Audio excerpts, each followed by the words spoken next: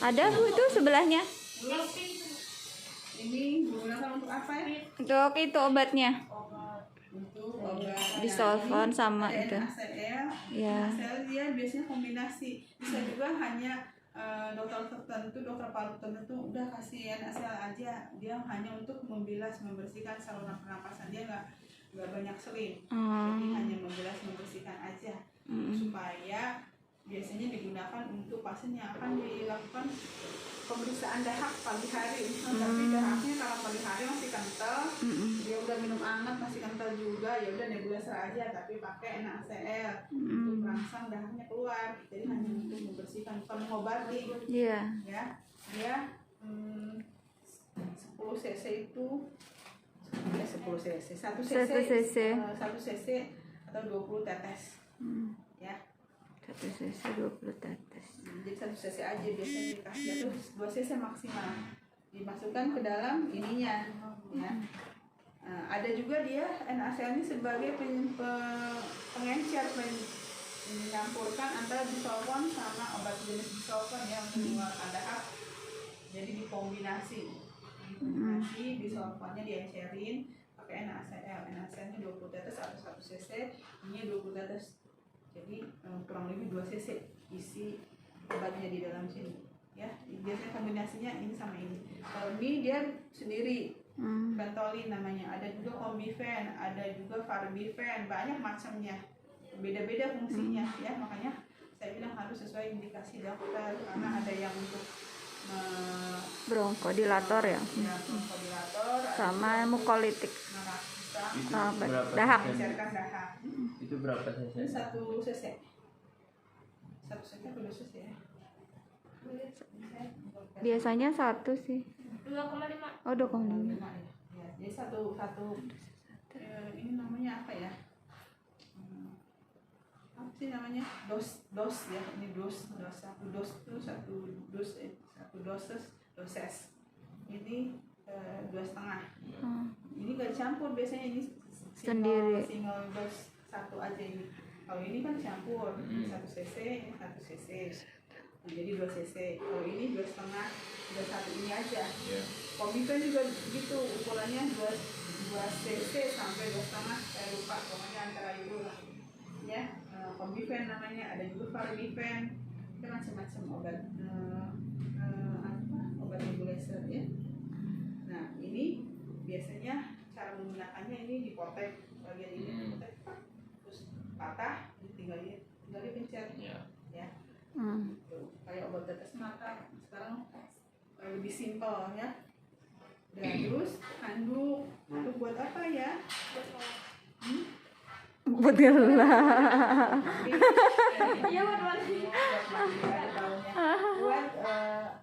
dipakaikan alas dulu, karena apa? Waktu nebulizer siapa tahu dia yang tadi udah obatnya udah bereaksi, udah merangsang untuk dia batuk, mengeluarkan dahaknya, matiin dulu nebulizernya, biarkan dia batuk. Kalau batuknya kemana-mana kan misalnya muncrat atau bersih, dia nggak kena baju, nggak kotor ya.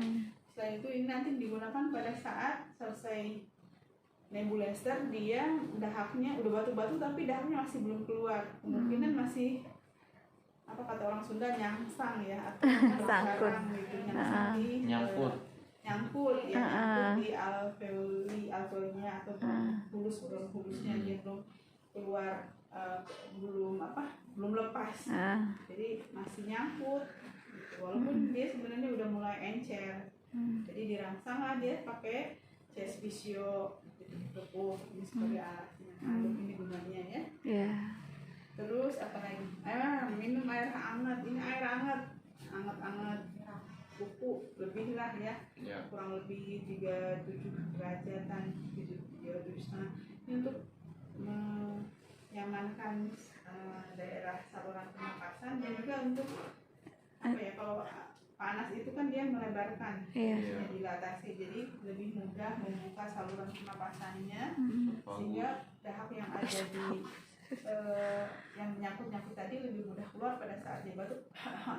Udah air hangat itu belum dilatasi atau melebarkan saluran pernapasan. Ya, sifatnya panas itu dia akan melebarkan ya, melebarkan saluran. Makanya minumnya air hangat, jangan air dingin, apalagi air es ya. Air es itu justru akan mengkontriksi, Iya, dia lebih akan menyempit. menyempitkan. Kalau dia pendarahan, itu pendarahan kompres dingin supaya cepat beku, supaya dia pembuluh darahnya cepat mengecil sehingga darahnya tidak banyak keluar. Itu cara berpikirnya kenapa perlu kompres hangat, kompres dingin, air hangat, air dingin ya. Iya. Kalau kita berdarah mulutnya, misalnya gusinya berdarah, habis cabut gigi, kita kumur-kumurnya pakai RS. air dingin, biar cepet biar darahnya berhenti. Jangan pakai minum air hangat, ya. Kalau perdarahan. Nggak keluar. Rasionalisasinya harus jalan ya. Udah semua udah ya. Enggak. Udah. Tahap kerjanya tadi pertama dengerin Suara napas. Jadi untuk mengevaluasi nanti setelah pemberian Ini breathalyzer. batuk-batuk keluar sputum, kedengaran ronhinya atau itunya masih enggak, rof-rofnya gitu ya. Terus ini alatnya dibuka, kita masukkan obatnya. Biasanya kalau bisolven itu tetes. Iya. 20 tetes 1 cc. Ya, jadi dikombinasi sama NaCl.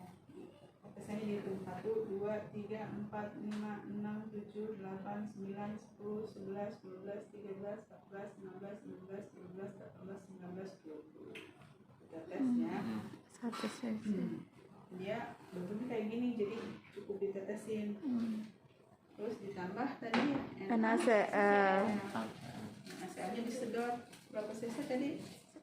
1. 1 cc NaCl-nya ya disedot.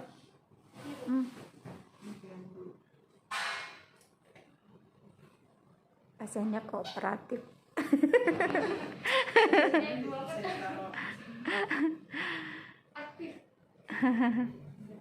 cc ya, 1 cc itu sama dengan 20 tetes. Iya.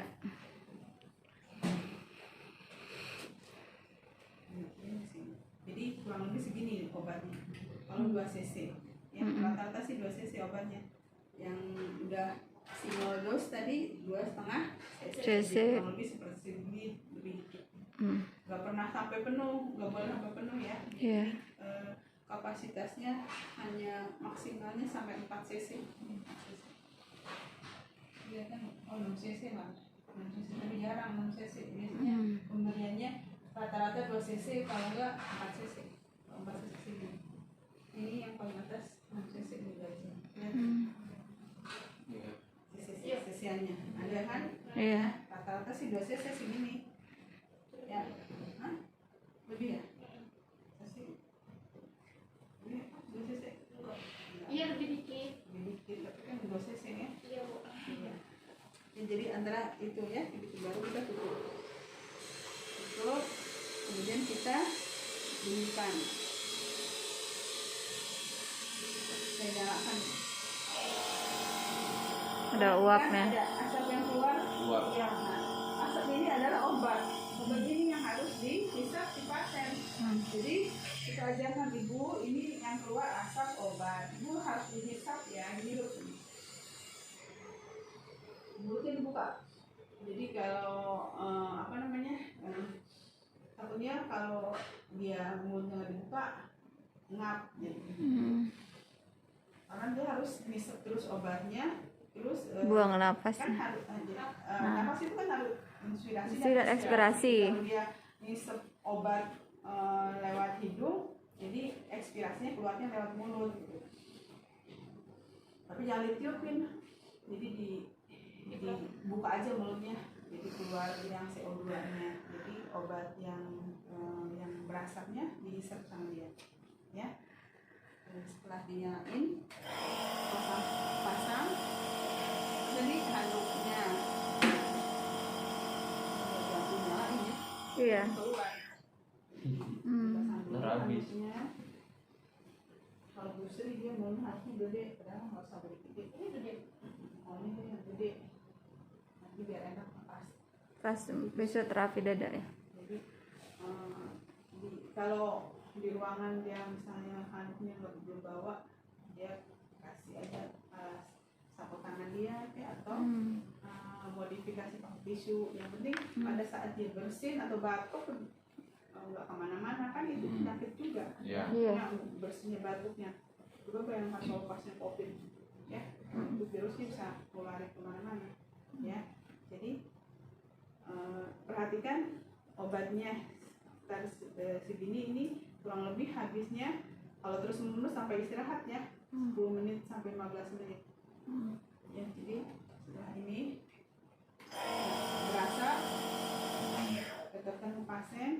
Jadi kalau maaf ya Bu, saya pasang dulu.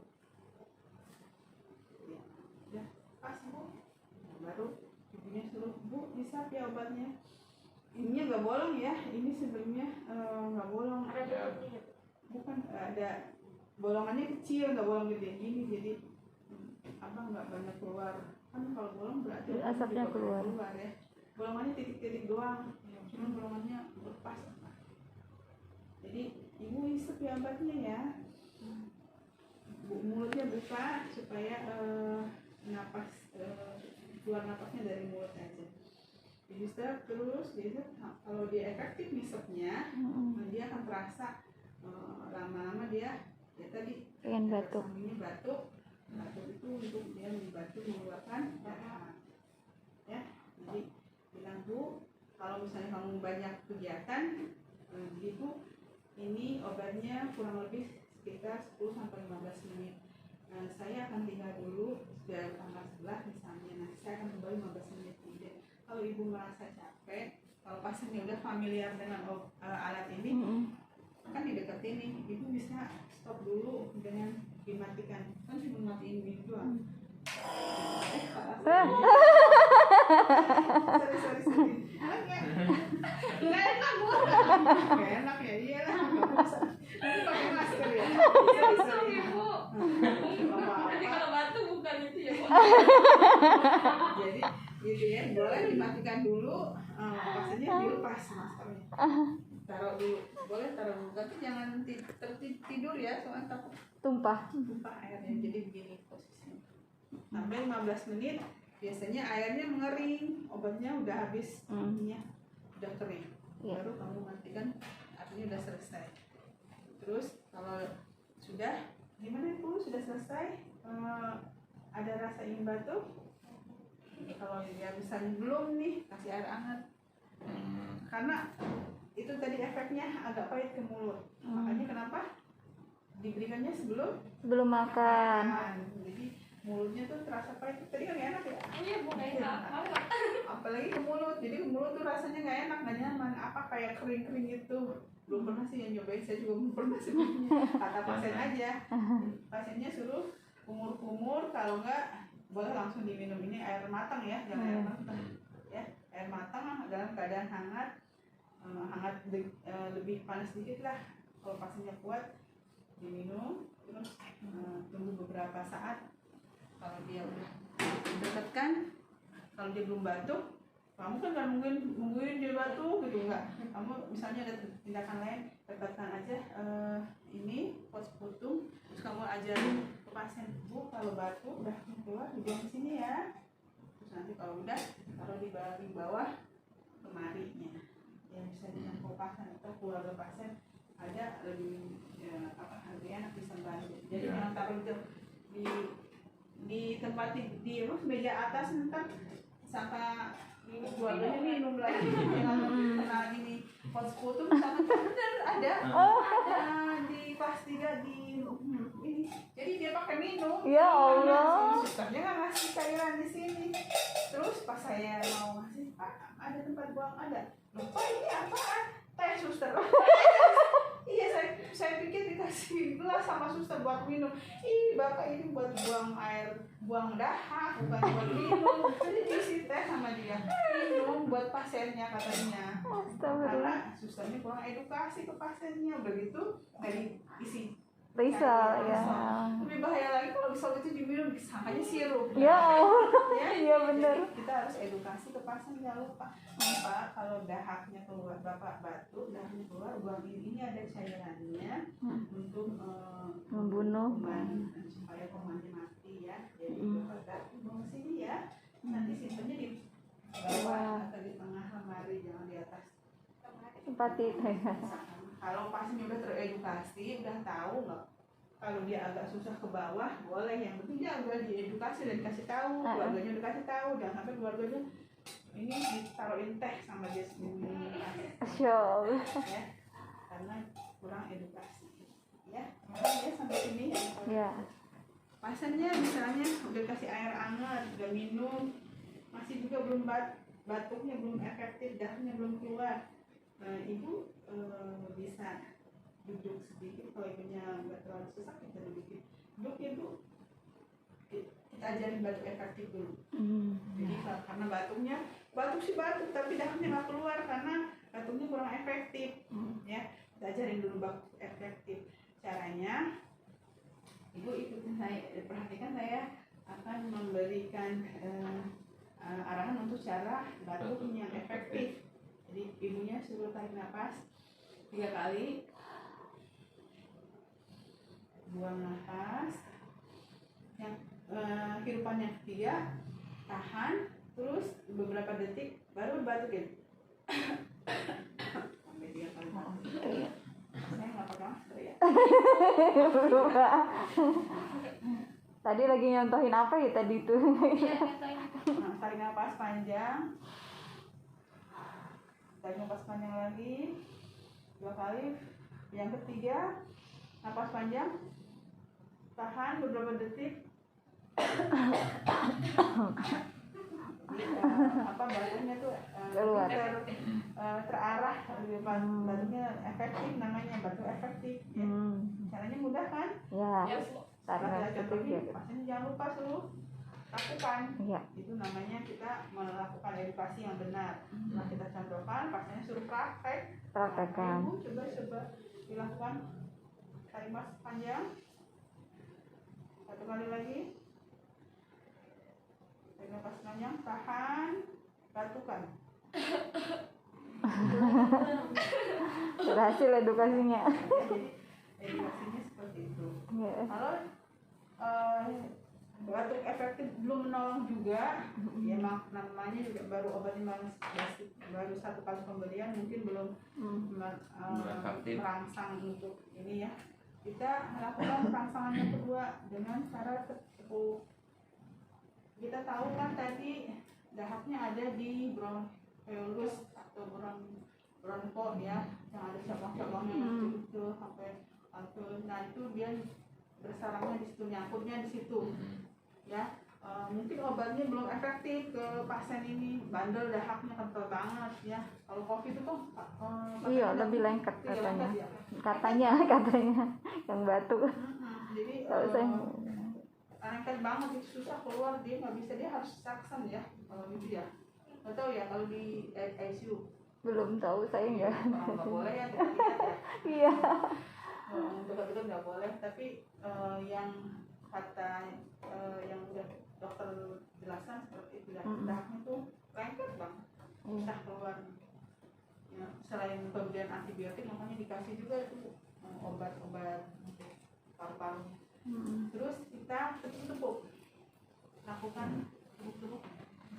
Nah, ini ada sebenarnya nanti kalian akan belajar kalau udah, jadi nepnya dari atas kan cabang paru itu bentuknya kayak pohon ya, kanan kiri gitu ya. Jadi di atas sampai ke bawah tepuk-tepuknya, nanti baru kita ajarkan dia batuk lagi. Jadi supaya dia ada getaran si dahaknya keluar dari cabang-cabangnya itu, paham nggak? Iya, paham. Jadi kalau dia atau udah di pinggir, gampang dia batukin, gampang keluar. Jadi tepuk-tepuknya dari atas ke bawah. Nah, kita kenapa tadi kaitannya kita dengerin sama stetoskop? Saya ingin memberikan rasionalisasi kalau misalnya kita dengerin grok-grokannya ada di bagian sini, paru-paru sebelah kanan paling banyak. Kan kamu dengerinnya belakang parunya 2, kiri ya. Di sini paru-parunya agak bersih, nggak kedengeran grok-grok air. Artinya banyak menumpuk paru-parunya di sebelah kanan. Di paru-paru sebelah kanan. Jadi kamu banyaknya tepukannya begini. Fokusnya tepuk kanan aja, kan yang ini nggak ada dahaknya. Jadi kamu tepukannya begini supaya dia keluar. Jadi kalau dia pasiennya bisa duduk, kalau pasiennya tiduran Turun miring ya. dia suruh miring Ke kiri. atau kanan. Ke kiri kan katanya mau pasien. ditepuk yang kanan. Hah? Yang mau ditepuk yang kanan. Jadi gini, tadi dikasih handuknya, kalau ada handuk gunakan itu supaya nggak, kalau pasiennya gemuk ya banyak ototnya, kalau kurus Tulang semua. tulang semua. Jadi kenapa kita harus alasin pakai handuk? Kalau banyak di kanan berarti kita tutupnya ini. Tutupnya hanya bagian sini aja. Kalau dua-duanya baru kita begini. Ngerti nggak? Iya, Bu. Jadi untuk merangsang si selimnya yang ada di cabang-cabang itu yang nyangkut-nyangkut itu bergerak keluar, dan pada saat batuk mudah keluar gitu ya. Nepuknya berapa kali, Bu? Ada aturannya nggak? Sampai capek ya. Enggak. Ya kurang lebih 10 sampai 10 kali tepukan aja. Oh, ya. Jadi kayak kita melakukan rom. Iya. Jadi kelihatannya seperti itu, nggak terlalu keras, nggak terlalu sering ya. Jadi yang penting merangsang si dahaknya itu turun. Paham ya? Ya, Bu. Nah, gitu. Jadi kalau kita dengarnya di paru-parunya ini lebih kanan lebih banyak, ya fokusnya ke situ ya, menepuknya.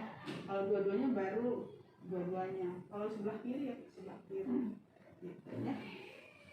Ibu, itu tadi yang disebut fisioterapi dada bukan sih, Bu? Chest physio ya. Chest physio ya. Oh, benar ya. Chest physio ya. Chest physio jadi fisioterapi dada. Sebenarnya bukan dada ya, Punggung. ya. Physio aja. Cuman efeknya ke dada. Efeknya ke dada karena paru-paru kan dari depannya lebih Iya. ke depan ke arahnya. Iya. Tapi dengerin di paru-paru belakang sama depan itu memang hampir sama. Jadi dari belakang juga kita bisa mendengar bunyi grok.